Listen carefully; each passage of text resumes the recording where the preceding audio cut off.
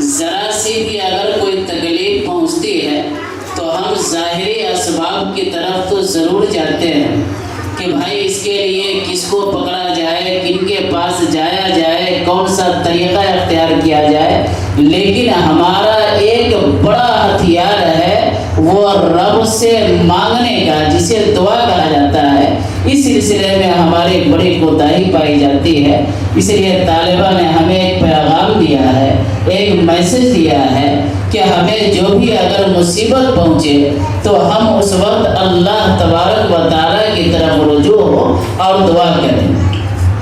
जब माँ का लफ्ज़ आता है, हमारी ज़ुबानों से अदा होता है, तो मोहब्बत, शफ़क़त और रंज, गम और उसी तरीक़े से जज़्बे इसार और क़ुरबानी, ये तमाम की तमाम चीज़ें हमारी नज़रों के सामने आ जाती है कि माँ जो होती है दुनिया के अंदर एक ऐसी अजीम और मिसाल नेमत है कि जिसका कोई बदल नहीं है।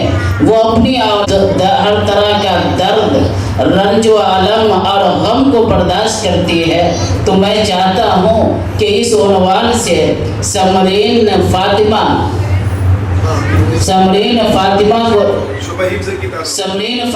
जो शोबा हिफ्ज़ की